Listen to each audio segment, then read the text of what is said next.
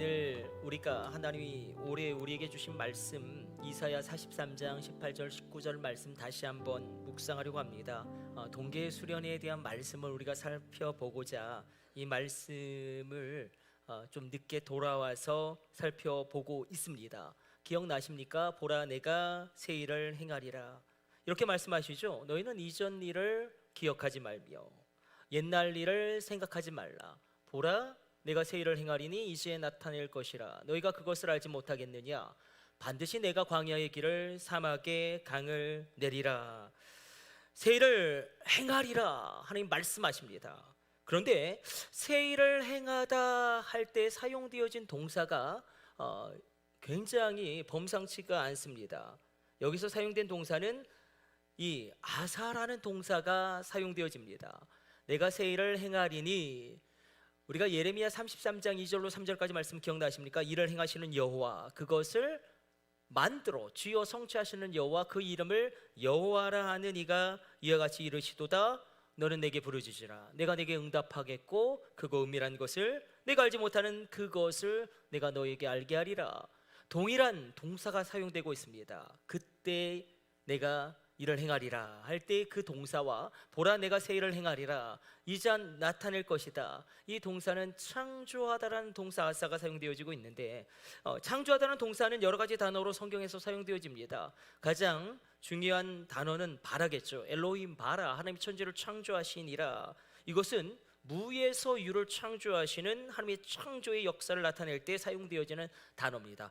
반드시 하나님이라는 주어가 있어야지만 바라라는 동사가 사용되어집니다. 그러나 야차르라는 창조하다는 동사를 성경은 사용하기도 합니다. 이것은 혼돈과 무질서에서 하나님이 직접 손을 대시는 것입니다.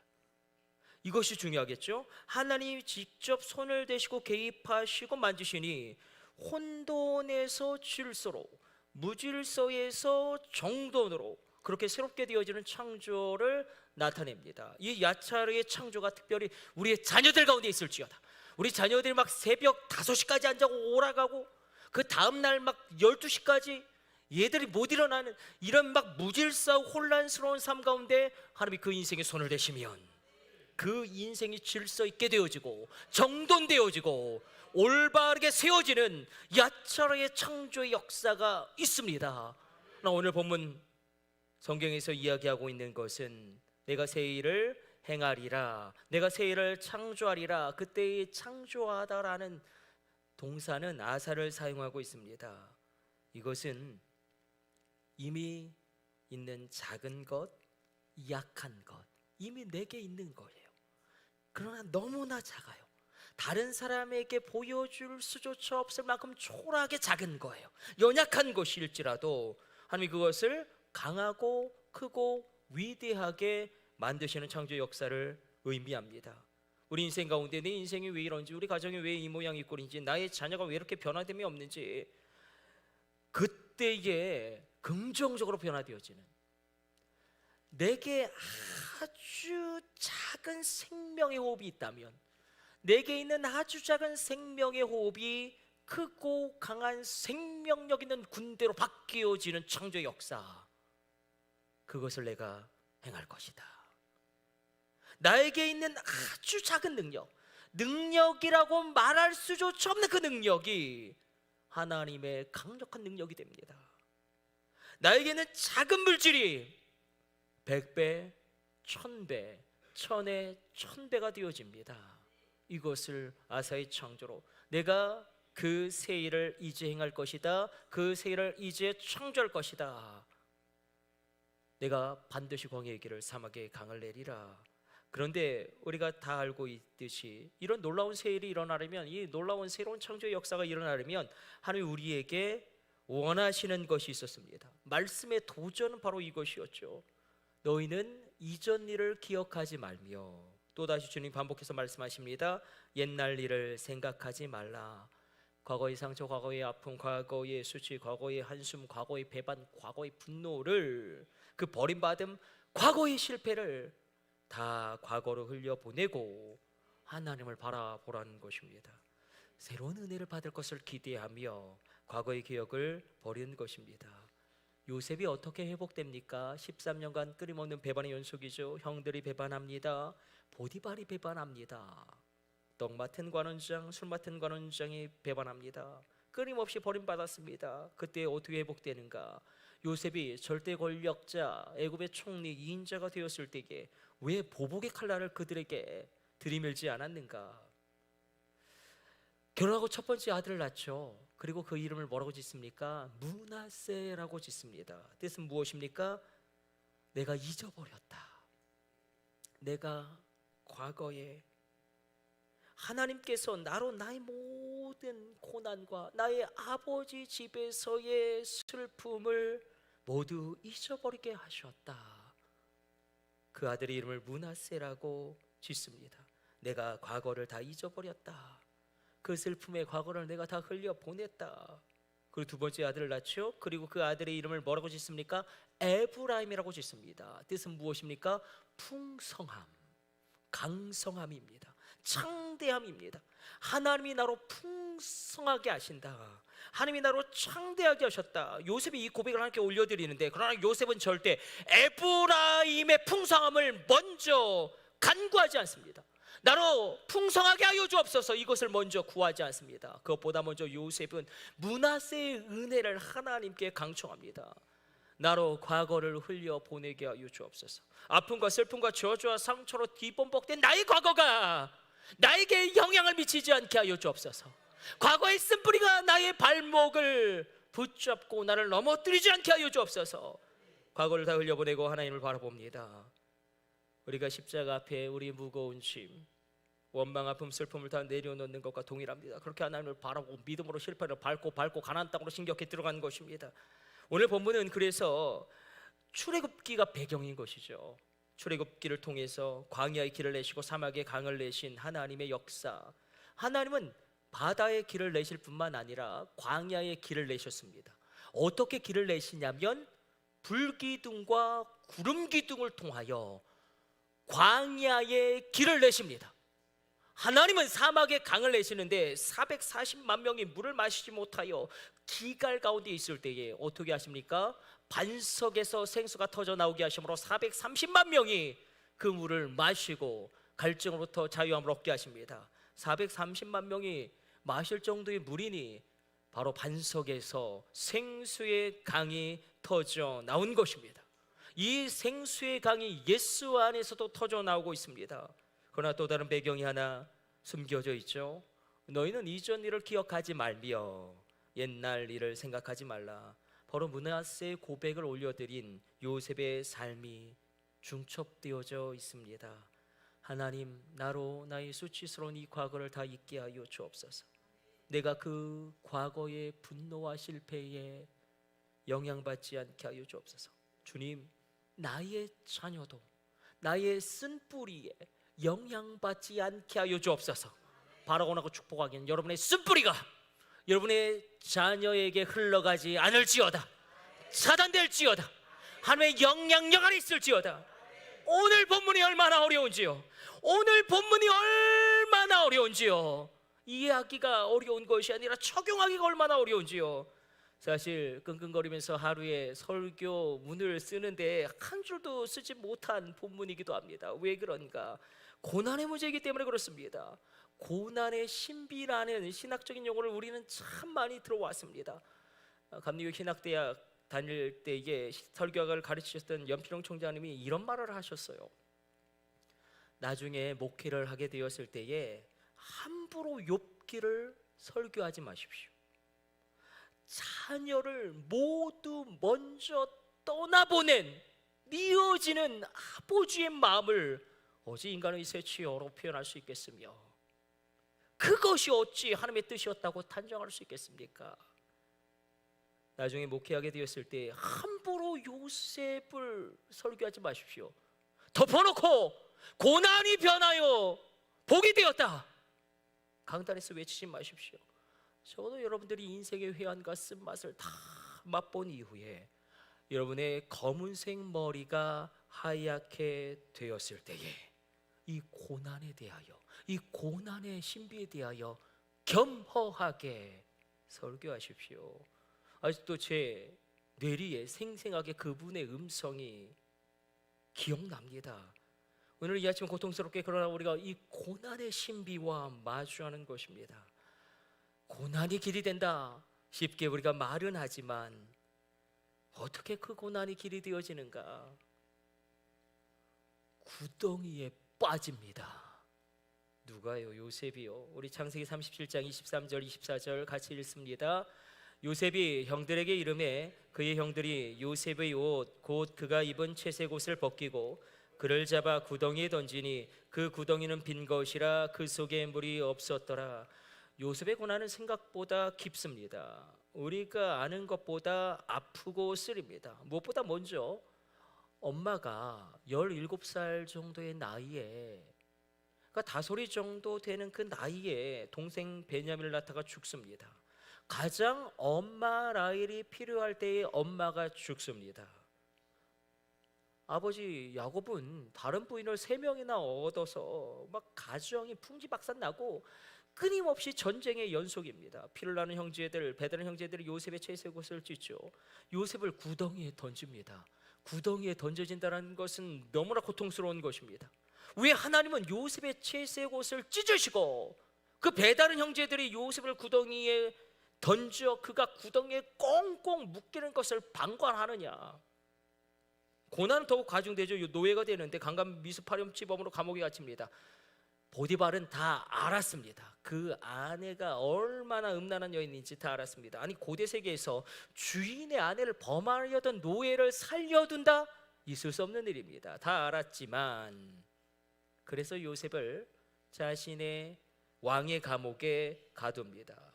자신이 충성되이 섬겼던 보디발의 배반은 생각보다 요셉에게 쓰디쓰게 그 인생을 아프게 만들었습니다. 감옥에서도 복권된 술 맡은 관원장도 그를 새까맣게 잊어버리게 되죠. 그러나 요셉이 그 고난의 불구덩이 속에서 한 단어를 붙잡습니다. 요셉의 인생 가운데 끊임없이 나오는 표현이 있습니다. 하나님이 그와 함께 하시매. 하나님이 그와 함께 하시매. 아니 구덩이에 던져졌는데 하나님이 함께 하셨답니다. 아니 이렇게 배반을 당하고 감옥에 갇혔는데 하나님이 함께 하셨다고 성경은 기록하고 있습니다. 무슨 의미냐면 그 고난 가운데 한 단어를 탄식하며 부르짖습니다. 하나님. 다른 기도가 필요한 것이 아닙니다. 그저 아파서 부르짖으며 신음소리 하나님. 제가 알고 있는 군목 선배님 한 분이 저 너무너무 친했는데 공황장애가 왔어요. 군대에서 이제 전역을 앞두고 있는데 진급이 안 되고 이제 전역해야 되는데 공황장애가 왔는데 이 주일을 앞두고 토요일만 되면 설교 준비에 대한 압박감으로 끊임없이 쏟아내는 것입니다. 끊임없이 이 장애가 와서 그리고 사람들 눈을 마주할 수가 없는 거예요. 사자가 나를 둘러싼 것 같아요. 강단 앞에 서면 사자가 나를 둘러싼 것 같아요. 그래서 안 되겠다. 퇴직금으로 음식점을 하자. 도저히 목사는 못하겠다. 친구들이 오살리 기도원에 하나님 다시 만나라고 기도굴에 집어넣었답니다. 뭐 기도가 나오겠습니까? 그런데 그 신음 가운데 하나님, 그 단어가 터져 나오면서 눈물이 폭풍처럼 쏟아지면서 회복이 됐답니다. 지금 얼마나 목회를 강력하게 하고 있는지 모릅니다. 여러분 입술 가운데 그 신음소리가 나오면 다른 기도는 필요 없습니다. 하나님이란 그 신음소리만 나와도 일어날 수 있습니다. 고난을 통과하면서 요셉의 인생이 깊어집니다. 고난은 나의 인생을 깊이 있게 만듭니다. 요셉은 사실 죽은 것 같지만 사는 길이 있구나, 그 길을 발견합니다. 사막의 강을, 광야의 길을, 고난을 통과하면서 요셉의 신앙이 깊어집니다. 이 고난의 신비를 우리가 어떻게 받아들여야 할런지, 심지어 고난을 통과하면서 요셉은 그를 죽이려고 했던 형제들과 총리가 되어 마주하게 되어지는데 뭐라고 이야기하냐면, 당신들이 이곳에 나를 팔았으므로 근심하지 마소서, 한탄하지 마소서. 하나님이 생명을 구원하시려고 나를 당신들보다 먼저 이곳에 보내셨나이다. 사람이 고난을 통과하면서 요셉이 바로 왕 앞에 섰을 때에 이 바로라는 제국의 황제의 입에서 뭐라고 경탄이 터져 나옵니까? 채 30살밖에 되지 않은 이 젊은이를 향하여 우리가 어찌 요셉 너처럼 하나님의 영이 충만한 자를 만나볼 수 있겠느냐? 우리가 어떻게 요셉 너처럼 하나님의 영에 감동된 사람을 어디서 찾을 수 있겠느냐? 보라, 내가 새 일을 행하리니 이제 내가 정령 광야의 길을 사막의 강을 내리라. 이 말씀은 요셉의 인생 가운데 성취되어집니다. 이 언약의 말씀이 성취되어질지어다. 생각해 보십시오. 보디발의 집은 단순한 집은 아니었습니다. 왕의 감옥이 있는 집이에요. 정확하게는 왕의 감옥, 왕의 신하들을 가두는 정치범들을 수용하는 감옥의 관사가 보디발의 집인 것입니다. 그러나 이 보디발의 집안이 그러니까 전 감옥의 모든 경제적인 것을 관리하는 곳이기도 합니다. 요셉이 그곳에서 어떤 훈련을 받습니까? 경제 훈련을 받고 재정의 훈련을 받습니다. 요셉이 갇힌 감옥은 잡범들이 갇히는 감옥도 아니고 흉악범들이 갇히는 수용소도 아닙니다. 왕의 관리들이, 정치범들이 수용되는 감옥인데, 여러분, 떡 맡은 관원장, 술 맡은 관원장, 그 당대의 왕과 대화를 할 수 있는, 그러니까 우리로 치면 직급이 장관 정도 되는 사람들입니다. 이들은 복권될 가능성이 늘 열려 있습니다. 이 왕이 특별히 관리하는 감옥에서 요셉이 어떤 연단을 받습니까?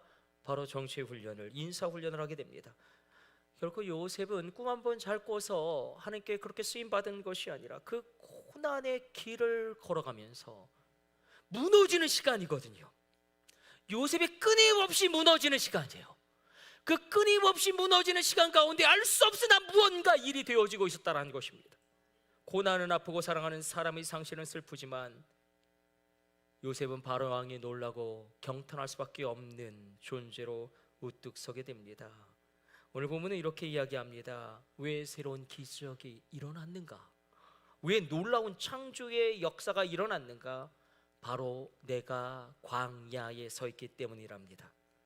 고난이 있기 때문에 길이 열렸답니다. 이거 받아들일 수 있겠습니까?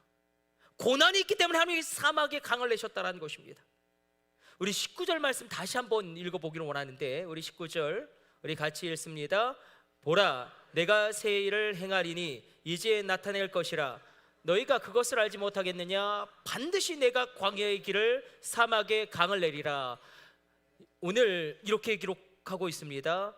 보라, 내가 새 일을 행하리니, 히브리어 원어적으로는 이렇게 읽혀집니다. 시는이 오세 하다샤 아타. 근데 시는이, 보라가 정확하게 보면 나를 보라예요. 나를 보라. 하나님이 나를 봐라. 고난 가운데 하나님이 나를 봐라. 너를 위해 십자가에서 몸을 찢은 나를 봐라. 너를 위해 십자가에서 물과 피를 쏟은 나를 봐라. 너를 창조한 나를 봐라. 너를 붙잡고 있는 나를 봐라. 그렇게 하나님을 바라보라고, 십자가를 바라보라고 도전하는 것입니다. 중요한 회복의 원리가 여기에 담겨져 있습니다. 축복의 열쇠도 여기에 있습니다. 고난의 때에 내가 나 자신을 바라보면 슬퍼집니다. 무너집니다. 땅 파고 들어가 죽어야 합니다. 그러나 고난 가운데 입을 열어 하나님이라고 신음소리라도 내며 눈을 들어 하나님을 바라보면 삽니다. 그것이 언약의 길이고 그것이 하나님의 길이에요. 어머니가 죽었습니다. 10대의 나이에 어머니가 죽었고, 사랑하는 아버지와 생이별을 했고, 피를 나는 형제들이 자신을 죽이려고 했고 자신을 버렸고, 구덩이에 던져집니다. 구덩이에 던져지는 것으로 말미암아 이 모든 구속의 역사가 시작되어졌다는 것을 우리가 어떻게 받아들일 수 있겠습니까? 그런 삶을 살라고 하면 살 수 있겠습니까? 노예로 팔려가고 감옥에 갇히고 꽁꽁 묶인 무너지는 13년의 시간들 가운데, 그러나 이제 거대한 제국의 황제도 너의 이름을 이제 사브나 바네하다, 신들이 너를 통하여 이야기한다, 그 이름을 바꿔버릴 정도로 놀라운 하나님의 사람으로 세워지게 됩니다. 요셉의 광야 같은 인생이 없다면 새로운 길도 열려지지 않았을 것입니다. 새로운 길이 열릴지어다. 요셉의 황폐한 삶에 새로운 강이, 놀라운 젖줄이 흘러 들어온 것입니다. 그 황폐한 삶이 있기 때문에 새로운 강, 새로운 젖줄이 여러분 인생 가운데 흘러 들어올지어다. 차고 흔들어 넘칠지어다. 생명의 젖줄이 흘러갈지어다. 왜 그런가? 고난 때문에. 정확하게는 고난 가운데 하나님의 길을 걸어가는 것입니다. 언약의 길을 걸어갔기 때문입니다. 말씀의 길을 걸어갔기 때문에 그렇습니다. 고난이 올 때에 하나님이 가라고 하신 그 길을 걷는 것은 결단코 쉬운 길이 아닙니다. 언약의 길을 걷고 계십니까? 하나님이 내게 주신 말씀 붙잡고, 아니 하나님이 내게 주신 말씀에 내가 감동받고 있습니까?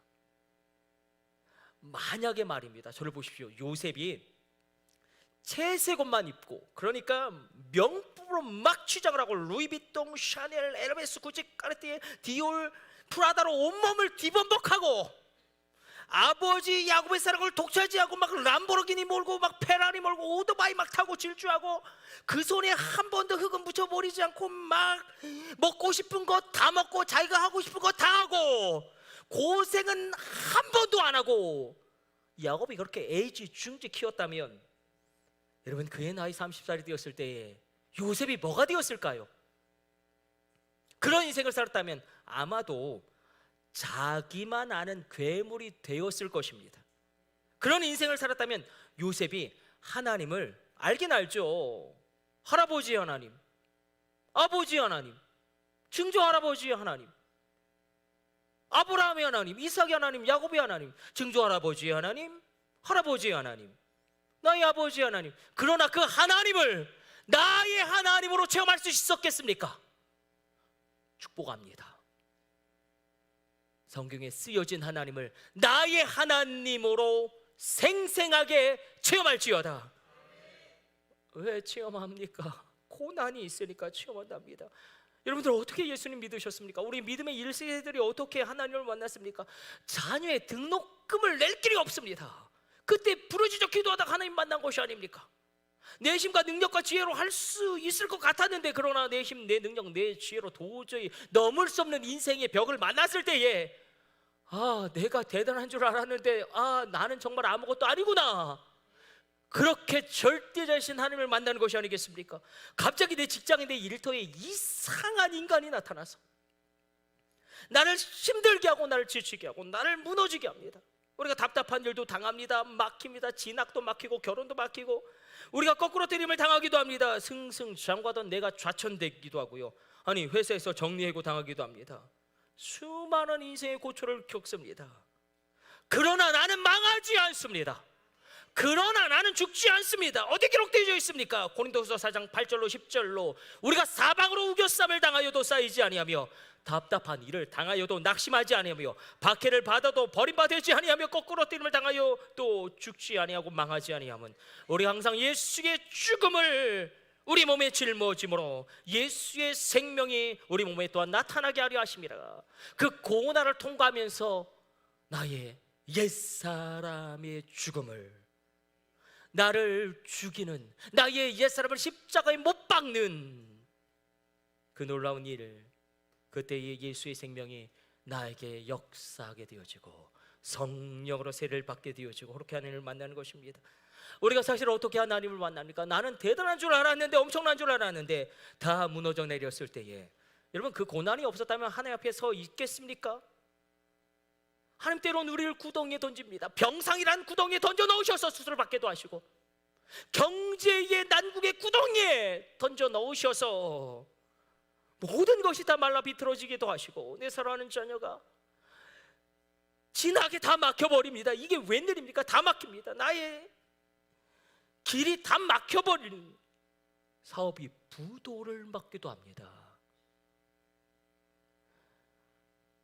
제가 1996년 신학교 1학년 때부터 사역을 했는데요, 수많은 믿음의 사람들을 만나지 않았겠습니까? 믿음이 강력한 분이 있고요, 그냥 믿음이, 그러니까 겨우 구원받는 믿음이 있어요. 그러니까 믿음이 강력한 분들의 특징은 다 고난을 겪었더라고요. 오늘 본문의 말씀처럼 고난의 때 인간인 나 자신을 바라보면 죽어야 합니다. 소망이 보이지 않지만 신으니 나를 봐라, 하나님인 나를 봐라. 하나님이라고 신음소리라도 내고 하나님을 바라보게 될 때에 광야의 길이 열립니다. 사막에 내가 서 있어야 내가 사막에 흐르는 강물을 마시게 됩니다. 고난이 있어야 기적이 일어난다. 얼마나 받아들이기가 어렵습니까? 홍해라는 넘실대는 고난의 바다가 있기 때문에 바다의 길이 열리는 것입니다. 광야의 결핍이라는 그 경제의 기근이란 고난이 있기 때문에 반석에서 강이 흐르는 것입니다. 고난이 있기 때문에 하나님의 도우심이 있고, 고난이 있기 때문에 내가 깊어집니다. 고난이 있기 때문에 내게 하나님의 능력이 머뭅니다. 고난이 있기 때문에 내 영이 열립니다. 내 영이 열릴지어다. 고난 가운데 부어주신 하나님의 능력, 하나님의 전의 풍성함, 하나님의 은혜, 하나님의 권능을 오늘 본문은 이렇게 다시금 설명하는데, 우리 20절 말씀 읽도록 하겠습니다. 20절 같이 읽습니다. 장차 들짐승 곧 승냥이와 타조도 나를 존경할 것은 내가 광야의 물을 사막의 강들을 내어 내 백성 내가 택한 자에게 마시게 할 것임이라. 이스라엘의 모든 선지자들은 사모하는 한 시간이 있습니다. 광야에서의 그 시간을 가장 이스라엘의 모든 선지자들은 사모했습니다. 왜냐하면 생생하게 하나님을 체험했기 때문에. 광야 전승을, 하나님이 바벨론으로부터 나오는 그 백성들을 위해 광야에 물을 내십니다. 우리도 마찬가지죠. 바벨론이라는 악한 습관이 있을 것입니다.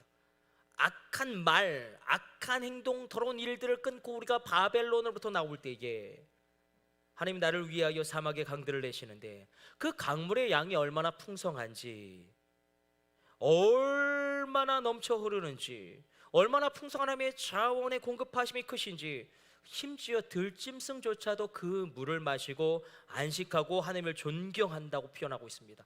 근데 존경이라는 표현은 히브리어 원어로는 카바드인데 이게 거룩, 카도시어가 동일합니다. 존경하는데 하나님을 무겁게 존경하는 거예요. 하나님을 무겁게 존경한다. 그러니까 하나님의 임재와 영광이 얼마나 충만했는지, 심지어 들짐승들조차도 그것을 실감합니다. 어떻게 해요? 무겁게. 하나님의 임재와 영광을 오늘 이 아침 무겁게 체험할지어다. 더 정확하게는 압도적인 하나님의 임재와 영광에 들짐승들조차도 노출되어져 버리는 것입니다. 그 풍성함의 역사가 일어납니다. 오늘 설교의 결론이고 올 한 해 우리가 내릴 결론이기도 합니다. 기적이 일어나는 원인은 단 한 가지였습니다. 새로운 창조가 일어나는 원인도, 새로운 역사가 일어나는 원인도 바로 고난이 있기 때문에, 죽음이 있기 때문에 부활이 있고, 사막에 있기 때문에 강이 흐르고, 광야에 있기 때문에 길이 생깁니다. 그런데 우리가 마지막으로 이것을 붙들고 가기를 원합니다. 광야의 길을 내시고 사막의 강을 내시는 하나님의 목적은 무엇이냐? 기적을 행하시는 목적은 무엇이냐? 내게 특별한 은혜를 베푸시고 나에게 놀라운 능력을 주시는 목적은 무엇이냐? 새로운 창조를 행하시는 목적은 무엇이냐? 우리는 깜짝 놀라게 됩니다. 우리 21절 말씀 집중해서 읽고 말씀 정리하도록 하겠습니다. 같이 읽습니다. 이 백성은 내가 나를 위하여 지었나니 나를 찬송하게 하려 함이니라. 우리가 생각하는 것보다 찬양은 위대합니다. 우리가 예상하는 것보다 찬양은 놀라운 것입니다. 강력한 것입니다. 하나님이 그의 백성에게 기대하는 단 한 가지는 무엇이냐면 바로 찬송하라는 것입니다. 찬송을 열방 가운데 선포하게 하기 위함이다. 요셉도 구덩이에 던져졌지만 구덩이에 또 던져진 또 다른 비참한 인생이 한 명 성경에 등장하죠. 시편 40편 1절 2절 3절로 그가 이렇게 그의 삶을 간증하고 노래합니다. 내가 여호와를 기다리고 기다렸더니 귀를 기울이사 나의 부르짖음을 들으셨도다. 나를 기가 막힐 웅덩이와 수렁에서 끌어올리시고 내 발을 반석 위에 두사 내 걸음을 견고하게 하셨도다. 새 노래가 등장합니다. 곧 우리 하나님께 올릴 찬송을 내 입에 두셨으니 많은 사람이 보고 두려워하여 여호와를 의지하리로다. 여러분, 새 노래가 여러분의 입술 가운데 있습니까? 이 고백은 누구의 고백입니까? 그렇죠, 다윗이 자신의 인생을 이렇게 간증하고 노래합니다. 내가 기가 막힐 웅덩이와 수렁에 빠졌는데 세상에나 그냥 웅덩이와 수렁이 아니라 기가 막힐 웅덩이와 수렁에 빠졌답니다. 그러나 내 힘으로 일어날 수 없지만 하나님이 나를 일으키시고 내 발을 반석 위에 두사 나로 새 노래를 하나님 앞에 올려드리게 하였다. 그의 인생을 찬양으로 결론짓는 다윗의 인생이 여러분에게도 동일하게 있기를 축복합니다. 하나님의 마음에 아파했던 사람이었고 골리앗을 무너뜨린 사람, 왕의 사이가 되었던 이 다윗을 하나님이 갑자기 광야로 모시고 구덩이에 던지십니다. 그 구덩이는 그야말로 기가 막힌 웅덩이와 수렁이었죠. 아니, 그 이스라엘 영혼을 블레셋으로 내모셔서 거기서 목숨을 구걸하고자 막 침을 흘리고 미친 치 않은 수모를 겪습니다. 아니, 골리앗을 때려 죽인 명장을 이렇게 무너뜨리셔도 되는 것입니까? 진 에드워드가 세왕 이야기라는 책에서 왜 그렇게 능력이 출중하고 집안이 좋았던 사울왕은 하나님과 멀어졌고 다윗은 하나님 마음에 합한 자가 되었는가를 깊이 묵상하다가 한 가지 유일한 이유를 발견하고 그 책에 이렇게 적었습니다. 사울에게는 광야가 없었다. 다윗은 광야를 겪었다. 다윗이 기가 막힌 웅덩이와 수렁에 빠지죠. 살아계신 하나님을 만나고 체험합니다. 하나님은 저와 여러분 입술 가운데서도 새로운 노래, 새로운 간증, 새로운 찬양이 터져 나오기를 원합니다. 다윗이 그의 인생을 회고하면서 드렸던 새로운 찬양은 아마 이렇지 않았을까요? 다윗이 이렇게 간증하였을 것 같습니다. 저는 다 무너진 사람이었습니다. 아버지 이새도 저를 인정해 주지 않았습니다. 죽음의 위기 앞에 수도 없이 놓였고 기가 막힐 웅덩이와 수렁에 수도 없이 빠졌습니다. 거기서 아무리 해도 빠져나올 수 없었습니다. 아무리 해도 모든 수단과 방법을 총동원하였을지라도 삶의 어떤 변화도 회복의 어떤 기미도 보이지 않고, 그런 나를 하나님이 건지시고 그런 나를 하나님이 반석 위에 세우셨습니다. 모든 사람이 나를 포기했고 나도 나를 포기하였지만 하나님은 나를 포기하지 아니하시고 끝내 하나님의 뜻을 내 삶 가운데 이루셨습니다. 다윗의 새로운 찬양이 바로 이것입니다. 요셉도 그 간증을 새롭게 노래하면 어떻게 했을까요? 바라고나고 축복하기는 여러분들에게 있는 그 간증을 새로운 노래로 찬송할지어다. 요셉은 어떻게 그 삶을 간증으로 새롭게 찬양하며 노래하였을까요? 아마 이렇게 하지 않았을까요? 저는 아주 불행한 인생을 살았습니다. 어린 시절이 그렇게 불행하였습니다. 저에게 어머니가 가장 필요할 때 하나님은 어머니를 데려가셨습니다. 우리 집안은 콩가루여서 우리 아버지가 무리 어머니 외에도 아내를 3명이나 두었는데 전쟁이 끊임없이 일어났습니다. 술 먹고 매일 싸우는 집안이 바로 그런 집안과 별반 다를 바 없는 가정이었습니다. 저는 기가 막힌 웅덩이와 수렁에 빠졌습니다. 그 수렁에 꽁꽁 묶였습니다. 노예가 되었고 감옥에 갇혔고 아무리 몸부림쳐도 빠져나올 수 없었는데 그러나 하나님을 체험했습니다. 하나님이 나를 붙드셨습니다. 죽은 것 같았지만 살 길이 있었습니다. 죽은 것 같았지만 살 길이 있었습니다. 그러니 여러분들도 일어나셔야 합니다. 그러니 여러분들도 나를 살린 이 믿음이 여러분을 살릴 수 있습니다. 아무리 연약한 자라도 하나님이 붙드시면 강력한 자로 누구보다 강력하게 쓰임받을 수 있습니다. 요셉이 간증으로 새 노래를 이렇게 올려드리지 않았겠습니까? 그러나 만약에 누군가 우리 앞에서 이 자리에 나와서 이제 간증을 하는데 이렇게 자신의 삶을 회고하면서 간증한다고 한번 해봅시다. 저는요 아주 부유한 집안에서 태어났고요, 부모님은 인격이 너무나 고결하셔서 저에게 단 한 번도 화를 내신 적이 없습니다. 저는 어려서부터 한 번도 어려움을 겪어본 적이 없고요, 저는 머리가 너무 좋아서 공부를 너무 잘했습니다. 좋은 학교에 수석으로 입학했습니다. 장학금은 따놓은 당상이었죠. 저는 남들이 부러워하는 직장에 단번에 취업했습니다. 할렐루야. 그러더니 저는 너무너무 좋은 남편을 만나서 저희 남편은 저밖에 몰라요. 저희 남편은 저만 바라봐요. 아들 딸 하나 낳았는데 아들은 수학영재, 딸은 과학영재. 얼마나 공부를 잘하는지. 과학고에서 전교 1등이에요. 할렐루야, 할렐루야. 저와 저희 남편은, 저희 자녀들은 한 번도 아픈 적이 없어요. 한 번도 병원에 간 적이 없어요. 그런데 꼭 하나님을 믿어야 할까요? 교회 꼭 다녀야 될까요? 굳이? 부모님이 하도 교회에 다니라고 말씀하셔서 아주 가끔은 나가지만 이번 주는 가족여행으로 일본 여행을 떠나렵니다. 할렐루야. 이렇게 간증하자면, 이 간증에 은혜 받을 분이 있으면 손을 들어 피워 주십시오. 아무도 없을 것입니다. 이분이 교회를 떠나지 않겠습니까? 이분 하나님 만날 수 있겠습니까? 기가 막힌 웅덩이와 수렁, 예상하지 못할 어려움이 발생합니다. 나의 자녀가 내가 전혀 상상하지 못할 행동을 합니다.